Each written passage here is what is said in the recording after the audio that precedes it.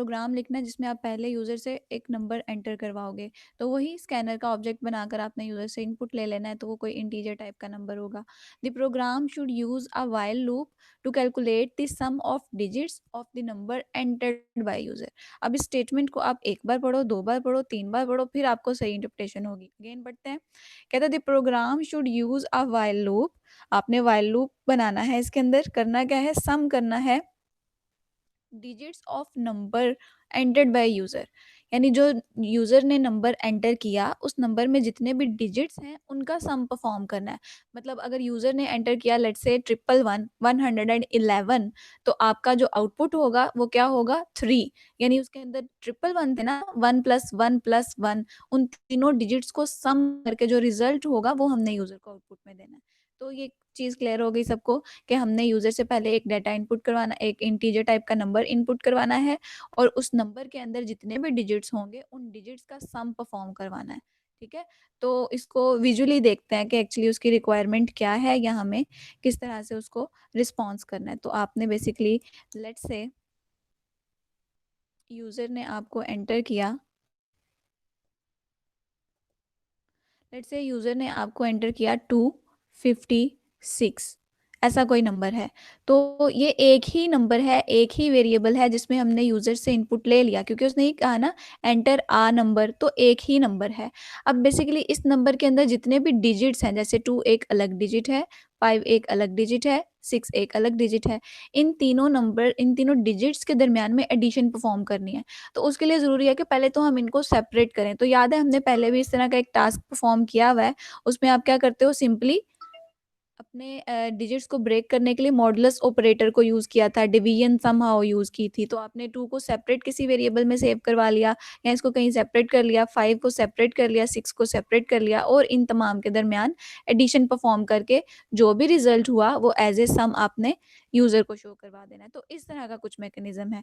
तो अगेन फिर उसी टेक्नीक के ऊपर काम करते हैं कि हमने इन नंबर्स को स्प्लिट कैसे किया था। तो आपको याद होगा आपने प्रीवियस प्रैक्टिसेज़ में किया हुआ है इसको, कि आपने एक नंबर के अंदर से जब कोई डिजिट सेपरेट करना होता है, तो आप किसी तरीके से उसको आइसोलेट करते हो। आइसोलेट करने के भी मल्टीपल वेज़ हैं। जैसे अगर मैं 256 की ही बात करती हूँ, तो मैं इसके नंबर्स या इसके डिजिट्स को किस तरह से सेपरेट कर सकती हूँ। लेट्स से अगर मैं चाहती हूँ कि 6 को सेपरेट करना है, तो 6 क्या है, समहाउ लास्ट नंबर है और आपके पास कौन-सा ऐसा फंक्शन है या कौन-सा ऐसा मेथड है जिससे हमें रिमेनिंग लास्ट वाला जो नंबर है वो मिले। रिमेनिंग मतलब रिमाइंडर। तो समहाउ कुछ समझ में आ रही है बात कि मैं ना कुछ इस तरह से इस नंबर को डिवाइड करूँ, सेपरेट डिवीज़न ही करनी है ना बेसिकली, हमने इस पोर्शन को अलग कर दो, इस पोर्शन को अलग कर दो। तो कुछ ऐसी डिवीज़न करते हैं कि हमें 6 जो है वो सेपरेटेड मिले।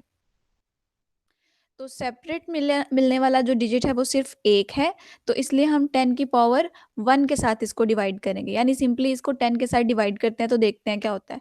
10 का टेबल 2 तक पढ़ा तो आया आपके पास 20, बाकी क्या बचा 56। 56 स्टिल डिविजिबल है 10 पर। आप 10 का टेबल 5 तक पढ़ो और 5 तक यहाँ पे आंसर आया 50 और बाकी क्या बच गया 6। अब जो 6 है ये नहीं डिवाइड हो सकता 10 पर, मतलब अब आपको पॉइंट में जाना पड़ेगा, लेकिन रिमाइंडर जो है वो पॉइंट में नहीं जाता, वो जस्ट वहाँ पे रुक जाता है जो पूरा-पूरा डिवाइड होता है।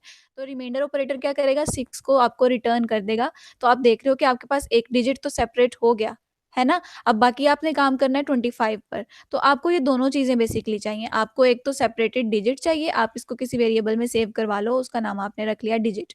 ठीक है जी, मैंने डिजिट के अंदर इसको सेपरेट कर लिया। फिर आपको रिमेनिंग भी, आपको कुछ और पार्ट भी तो चाहिए जो अभी तक सेपरेट नहीं हुआ, जैसे ये 25 था तो आप देख रहे हो आपको क्वोशंट में क्या नज़र आ रहा है 25, दैट मीन्स कि सेपरेटेड नंबर भी मुझे मिल रहा है, सेपरेटेड इंडिविजुअल डिजिट जो है वो आपको रिमाइंडर से मिल रहा है और जो बाकी अभी इकट्ठे पड़े हुए नंबर, जो बाकी आपके पास होल पूरा जो है इनपुटेड नंबर है, उसका जो रिमेनिंग है या उसका जो फर्स्ट वाला पोर्शन है वो आपको क्वोशंट से मिल रहा है। तो दोनों चीज़ें आपके यूज़फुल हैं।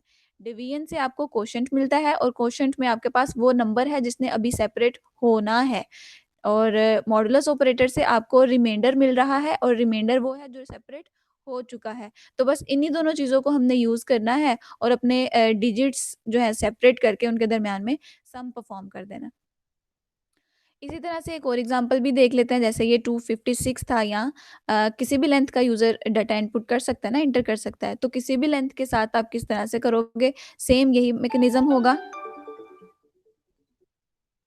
सेम यही मैकेनिज्म होगा। आप क्या करते हो, लेट्स से उसने एंटर किया 34964 कुछ लंबा सा नंबर, ठीक है। तो आप चाहते हो मैंने 4 को सेपरेट करना है, 4 एक ही डिजिट है ना, तो आप अगेन इसको 10 के साथ ही डिवाइड करो। करते करते वो सारी डिवीजन कंप्लीट कर लेगा और आपको लास्ट पे जो रिमाइंडर बचेगा वो आपके पास 4 होगा।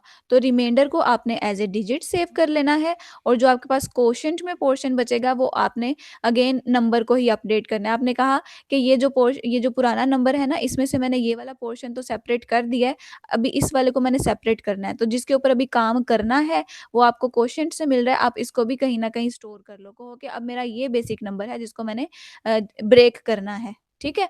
तो कोशेंट से आपने वो वाला नंबर गेट कर लिया जिसको भी ब्रेक करना है, रिमाइंडर से आपने वो वाला नंबर गेट कर लिया जिसको आप ब्रेक करके आइसोलेट कर चुके हो। तो अब इसको विजुअली भी हमने देख लिया, अब प्रोग्राम में देखते हैं प्रोग्राम में किस तरह से होगा। तो प्रोग्राम में अगेन वही पुरानी चीज़ें, आपने चूँकि यूज़र से इनपुट लेना है, तो आपने क्या करना है, स्कैनर को इम्पोर्ट करना है। स्कैनर को इम्पोर्ट करना है, स्कैनर का ऑब्जेक्ट बनाना है, तो ये सारी चीज़ें हम समहाउ पहले कर चुके हैं। इसको क्विकली हम लोग करते हैं। आपने स्कैनर का ऑब्जेक्ट बनाना है, तो आप पहले कमेंट डालो, क्रिएटिंग स्कैनर ऑब्जेक्ट। ऑब्जेक्ट बनाने के लिए वही चीज़, आप स्कैनर का कीवर्ड यूज़ करते हो। अपने ऑब्जेक्ट का नाम कुछ भी रख लो, मैं माय ऑब्जेक्ट रख रही हूँ ताकि बच्चों को याद रहे कि ये कोई ऑब्जेक्ट है। तो नाम आप कुछ भी रख सकते हो, अपने नाम से रख सकते हो, इन रीड वगैरह कुछ भी यूज़ कर सकते हो। तो आपने एक ही चीज़ के ऊपर बाउंड नहीं रहना, आप यहाँ पे कुछ भी यूज़ कर सकते हो, ठीक है जी। आपने ऑब्जेक्ट बना लिया, आपको फिर वेरिएबल्स की कुछ ज़रूरत है ना, तो वेरिएबल्स के ऊपर बात करते हैं। तो वेरिएबल्स को डिफ़ाइन कर लेते हैं हम, किस-किस वेरिएबल की ज़रूरत है? अ, बेसिकली वेरिएबल डेफिनिशन है। वेरिएबल आपको सबसे पहले तो वो वेरिएबल चाहिए जिसके अंदर आपने नंबर यूज़र से लेना है, इंटीजर टाइप का नंबर। तो जब तक यूज़र एंटर नहीं ना करता, अब हम ये प्रैक्टिस करते हैं कि इनिशियली उसको कोई ना कोई वैल्यू ज़रूर देते हैं। इस स्टेप में नंबर के पास कुछ नहीं है, ऐसा नहीं है। नंबर वेरिएबल के अंदर गार्बेज है, तो गार्बेज से बचने के लिए हम ना इसको कुछ इनिशियल डिफ़ॉल्ट वैल्यू मिनिमम 0 दे दिया करते हैं। फिर आपने क्या करना है, डिजिट्स भी सेपरेट करने हैं ना, कहीं पे आपने ये देखो ड्राई रन में देखा कि आपको एक चीज़ ये चाहिए कि आपने नंबर जो यूज़र से इनपुट करवाना है और एक चीज़ ये चाहिए जिसमें आपने हर सेपरेटेड नंबर या हर सेपरेटेड डिजिट जो है कहीं स्टोर कराना है। तो एक वेरिएबल का नाम क्या हो गया, डिजिट या डिजिट्स कुछ भी आप रख लो। बस मीनिंगफुल होना चाहिए कि पढ़कर समझ आए कि इसमें क्या है। फिर यूज़र को हमने क्या करना है रिटर्न, बेसिकली इन तमाम डिजिट्स का सम, मतलब उसको क्या चाहिए, 3 + 4 + 9 + 6 + 4 इस सब को कहीं पे स्टोर करवाना है, तो उसका नाम हम सम रख लेते हैं। तो एक और वेरिएबल जिसके अंदर आप क्या रखोगे, सम। तो सम को भी इनिशियली आपने 0 दे दिया। वेरिएबल भी हमारे डिफाइन हो गए। अब यूज़र से इनपुट ले लेते हैं। तो टेकिंग इनपुट, इनपुट लिया यूज़र से और system dot out dot print L N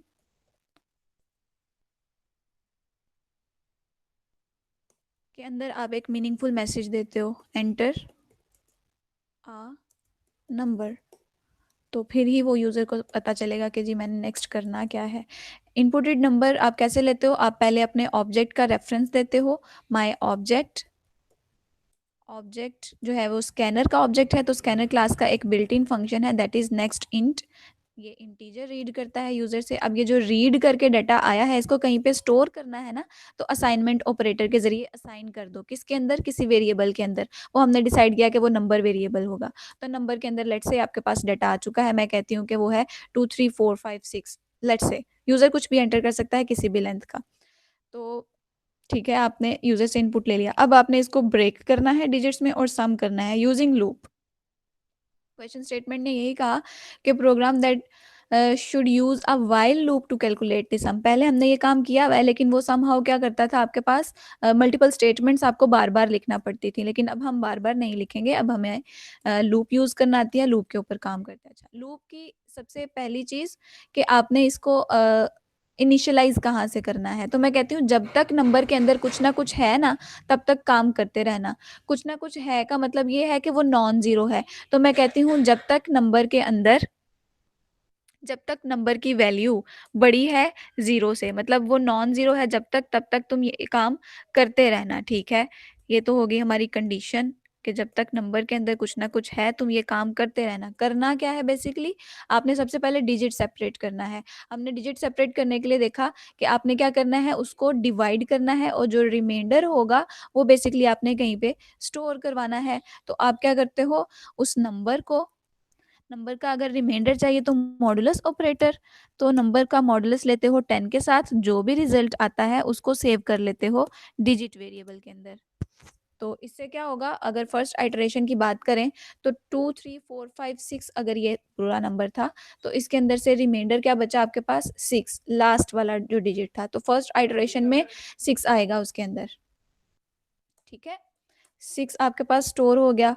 फिर उसके बाद आपने क्या करना है, अपने नंबर को भी अपडेट करना है। देखो आपका ये पोर्शन सेपरेट हो गया ना 2 3 4 5 6 में से, तो अब 6 जो है चूंकि सेपरेट हो चुका है तो इसके ऊपर आपने काम नहीं करना, आपको सिर्फ ये वाला पोर्शन चाहिए 2 3 4 5।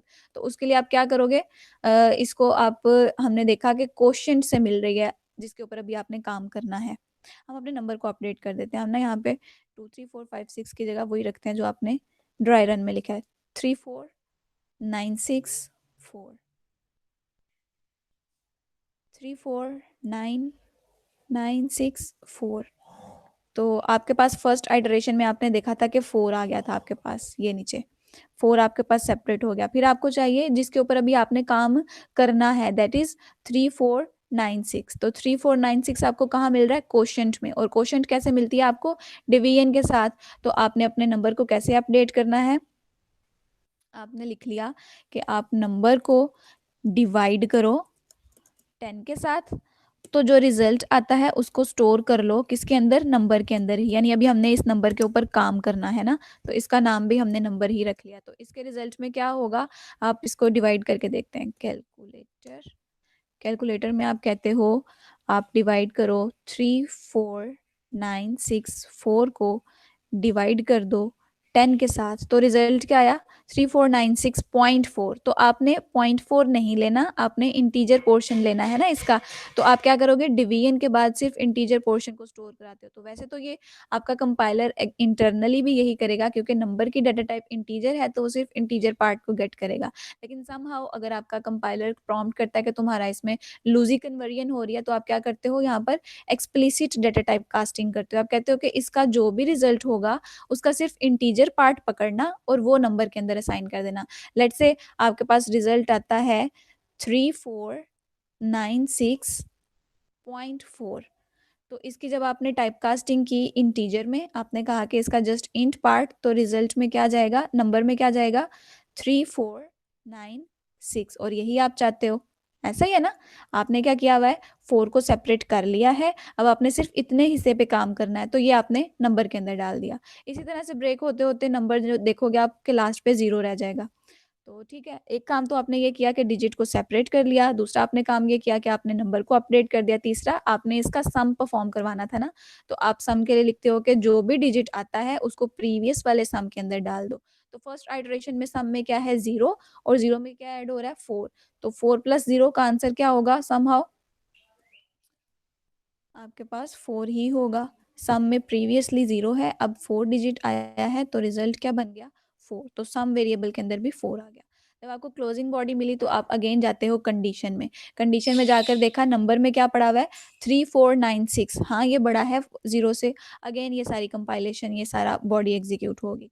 तो बॉडी एग्जीक्यूशन में आया तो अब उसने कहा कि नंबर का मॉडुलस लेना है 10 के साथ। अब नंबर में क्या है, 3496। तो जब इसका मॉडुलस लिया जाएगा 10 के साथ तो रिमाइंडर में क्या बचेगा, ओनली 6। तो सेकंड आइटरेशन में यहाँ पे जो डिजिट आया दैट विल बी 6। तो डिजिट में आ गया 6। अब नंबर को अपडेट करेंगे तो 3496 को जब आपने डिवाइड करना है 10 के साथ तो देखते हैं क्या आता है। 3496 को डिवाइड किया आपने 10 के साथ तो रिजल्ट आया 349.6। तो हमारे पास रिजल्ट क्या है, 0.6। 6 वाला पोर्शन डिस्कार्ड हो जाएगा और नंबर में जस्ट आ गया 349। तो हमारा नंबर भी इस तरह से अपडेट हो गया। अब इस लाइन पर आए तो उसने कहा कि सम और डिजिट के अंदर दरम्यान में प्लस है, तो जो सम में पहले था वो क्या है, 4, और डिजिट में इस बार आप क्या लेकर आए हो, 6। तो इन दोनों का एडिशन परफॉर्म होकर जो रिजल्ट आएगा वो सम में चला जाएगा, दैट इज 10। तो 10 हो गया हमारी सेकंड आइटरेशन में। अगेन उसको क्लोजिंग बॉडी मिली, दोबारा से कंडीशन चेक करेगा, नंबर में उसकी वैल्यू रखेगा। तो नंबर में अब क्या है, 9, तो 349, हाँ ये बड़ा है 0 से, आप इसकी बॉडी में जाने दोगे, कंपाइलर उसको जाने देगा, तो क्या करेगा 349 को अगेन डिवाइड करेगा 10 के साथ, जो रिमाइंडर बचेगा वो क्या होगा, लास्ट वाला डिजिट ना 9, तो अब वाली इटरेशन में डिजिट में आ गया 9। अगेन 349 को जब आपने डिवाइड किया 10 के साथ, आपने 349 को डिवाइड किया 10 के साथ, तो रिजल्ट आया 34.9। तो 34.9 के सिर्फ इंटीजर पार्ट की अगर बात करें तो वो क्या है 34, तो नंबर में आ गया 34। अगेन लास्ट लाइन में क्या करना है, आपने सम करना है, आपने सम की प्रीवियस वैल्यू क्या थी 10, 10 के अंदर अब जो डिजिट में है वो सेव कर ऐड कर दो, तो दैट इज 9। तो अब आपके पास आंसर क्या आ गया 19। 19 आपके सम में स्टोर हो गया। आपको क्लोजिंग बॉडी मिलती है, आप अगेन कंडीशन में जाते हो, कंडीशन में जाके नंबर रखते हो, नंबर है 34, हाँ ये 34 जो है ये बड़ा है 0 से, तो फिर मुझे ये परफॉर्म करने देगा।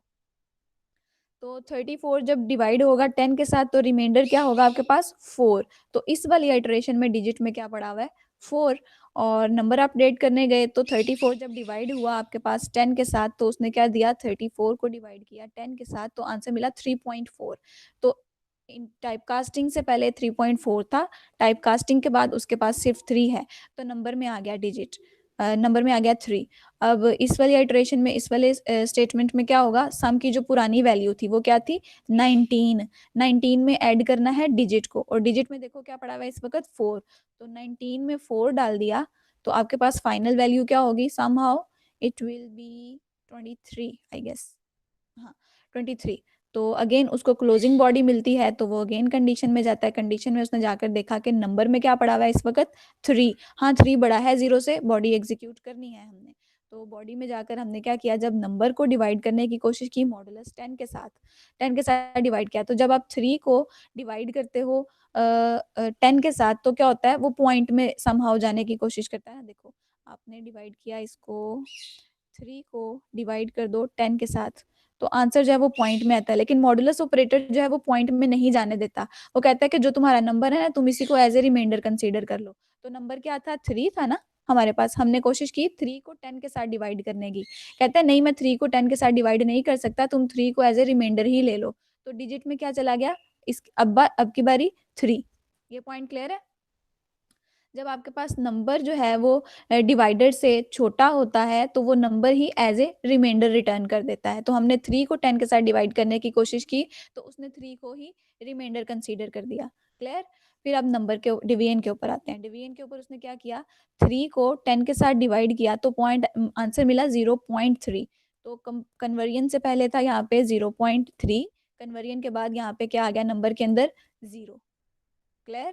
फिर इसके बाद सम परफॉर्म करना है, सम ने क्या किया, सम की पुरानी वाली वैल्यू क्या है 23, 23 के अंदर ऐड कर दो जो इस वक्त डिजिट में है, तो डिजिट में इस वक्त क्या है 4, 3 एक्चुअली डिजिट में 3 है, 3 ऐड किया तो आंसर क्या आ गया आपके पास 26, तो सम में फाइनली 26 है। अगेन उसको क्लोजिंग बॉडी मिली, अगेन वो आपके पास कंडीशन में ही जाएगा। अब जब आपने कंडीशन में नंबर की वैल्यू रखी, तो नंबर की वैल्यू क्या है 0, तो 0 जो है वो बड़ा नहीं है 0 से, अब इसने सारी बॉडी को स्किप कर दिया और बाहर आ गया, और बाहर आकर आप क्या चाहते हो कि लूप को एग्जीक्यूट करने के बाद सम के अंदर जो भी पड़ा हुआ है वो मुझे प्रिंट करके दिखा दो।